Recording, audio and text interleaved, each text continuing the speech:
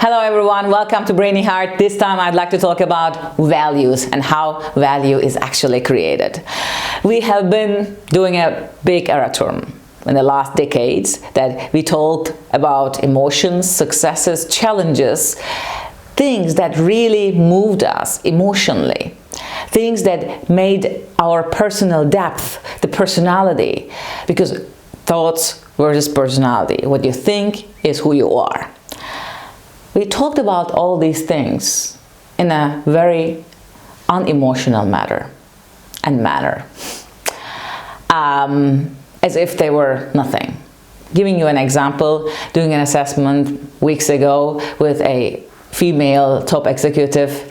She's talking about her values and her successes, just like this. No emotions, no sparks in her eyes. Her gaze is totally this, relaxed, no emotions at all, no mimics.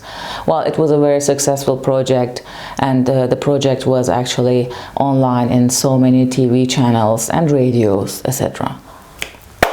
I stopped her and I said, excuse me, how can you talk about such an amazing and big success without sparks in your eyes? How can you not tell about what did it take you? Did it take you to wake up at 5 o'clock in the morning, or sometimes 4, to get to the airport? Did it take you calling your people at 2300 or 2100 after working hours, having them being with you, having a word with them to check their pulse alone or throughout the entire project? Yes, it did. And why are you not talking about them? She took a look at me with big eyes and said, this is what we are looking for. Just mentioning your successes, the summit, the result, the outcome, the KPIs is just only one thing, talking about them. We measured people with KPIs all over the decades in the last years, right? So everybody was a figure and they were measured with their KPIs. Well, is that the answer? No, it's not. Modern companies, those companies who understood that actually EQ, the ability to do the right thing rather than doing the things right, is the ability we are longing for or we will need in the next centuries and decades to come. And having understood this, we have to understand who is able to create values within themselves. And if you are not able to create values within yourself, you are not able to talk about them. Then you just make yourself your whole life a figure. Well, I saved X thousand euros to the company, or I saved X thousand or X hundred headcounts. Wow. But what did it take you to do these things? We just skip it all over. And this is the biggest error term. So what do I learn? What do we learn out of this? We have to learn storytelling. We have to learn storytelling, I repeat. In so many manners, we have to tell what was it like rather than what only. And this expectation and value creating, well, they see what I'm doing. My KPIs are just open. Well, it's not. Expecting that people see what you do is also one of the biggest error terms when creating or destroying your value. You have to mention what you did right and what did it take you, as mentioned. As well, asking others to just give a nice word for you. Let it be your boss, let it be your colleagues, let it be your co-workers, project worker, etc., external, internal. Ask other people, showing vulnerability in our previous episode, ask for help that other people should give a word for you, for your qualities, for your personality, for the person who you are or were for that very project. Then you increase your value, not by just taking care of your own KPIs. Very, very important. It's also important to, for ladies, to not to mention or argue like gentleman. So we have to understand our cognitive bias, right? So gentleman, male being, is programmed to stay factual. When a male does too much storytelling, it is considered as having more EQ or female qualities. Not female, actually, then we just perceive those male, oh, he's very good at storytelling. We perceive those male, oh, he's really doing great talks and touching people, etc. When this mixed with the reliability and trust building and charm and friendliness, then those are the leaders we need, independent from female or male.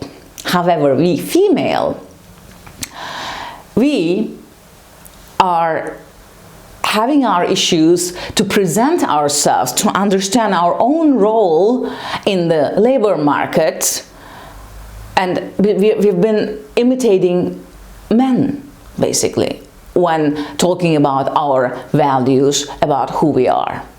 In job interviews, many ladies will confirm this. They're talking about their successes with non-emotions, with the body language like this. Who the hell believes that?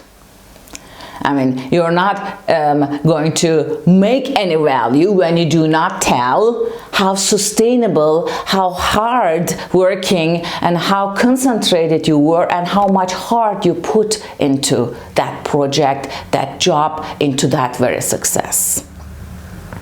So making statements, especially in job interviews, assessments, etc., and then backing them up with an example from your life, from your experiences, increases your value great time in any negotiation that you make. Remember that. Very, very important. Entitlement is a terrible thing to do when creating value. Do not feel entitled. Having an MBA, having PhD, having skill sets, speaking languages, etc. These are all skill sets. You can learn that. Anybody, independent from their age, neuroplasticity is there. We've been talking about that long enough. In 66 days, we are able to learn anything that we want with 20 to 30-minute exercise. This is not hocus pocus. Knowing that, stay humble. To have collected so many certifications and qualifications, namely skill sets, doesn't increase your value only. It does to a certain degree. I'm just not saying they're valueless. I'm just saying you're just putting way too much into that part of the scale, but you're leaving that part, you're not even representing that part.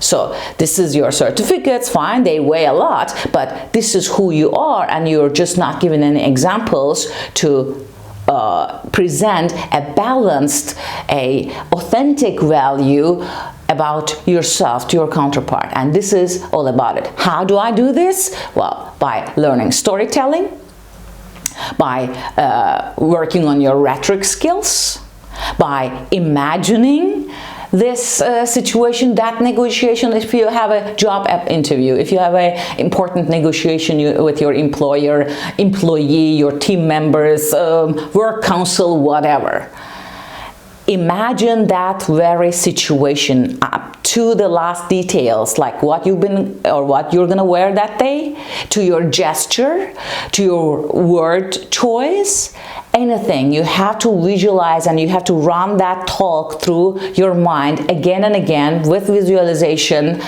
1 week before, 8 days before. Do that for yourself and see what happens. So this is the way to truly prepare for meetings, just not like taking a pen and paper and then say, well, what I'm going to tell them. Put yourself, their whole being, into a list of 10 points, and that just says, well, I saved you money, I saved you head count, I can speak languages, I can do computer. Is that who you are? Are we just, selling a machine to this person and presenting a machine to this person? Or are we just getting into a company and we would like to say, I am who I am, and I would like to be a part of your team? And this is important. This is how authenticity, how your power, how your sustainability, and how you are truly comes across. And that is a great value. For those colleagues who are in charge of personnel, expectations, we talked about that, and creating value within the team. It starts with your ability to have identified how your team members tick. Giving you a wonderful example, a female C-level executive. In a coaching session, she just said, well, you know, some of my male colleagues, female too, they just continuously get into the meetings, also in COVID times, online, a couple of minutes late. And this disturbs me. Okay, what did you do to that? Well, I just said to them, well, I find it totally respectless to come and join the meetings late. She formulates it that way. I said, I understand. So you used your boss card. And she took a look at me. What do you mean? I said, well, you know, first of all, I said, it's not modern, ladies and gentlemen, to be offended 2 to 3 or up to 5 minutes being late to meetings. So we have to have this tolerance, and we are not robots. It can happen. If it regularly happens, address this. And addressing this, I like this system from Simon Sinek very much, FBI model. So tell what it feels like, and that behavior, feeling, behavior, and impact. This is what Simon Sinek basically says in his speech.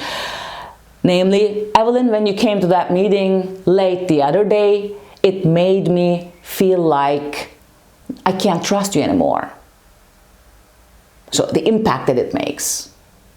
Rather than using your boss card and saying, well, I am the boss, and when I call off a meeting, then you have to come in time. Well, it's an unwritten rule to be reliable. Then you just book this person's not coming late as not being reliable. Then talk about this rather than, in a plump way, putting your boss card on the table and say, well, I'm saying you it's respectless, etc. That interactions doesn't work that way anymore. It's not modern to do that.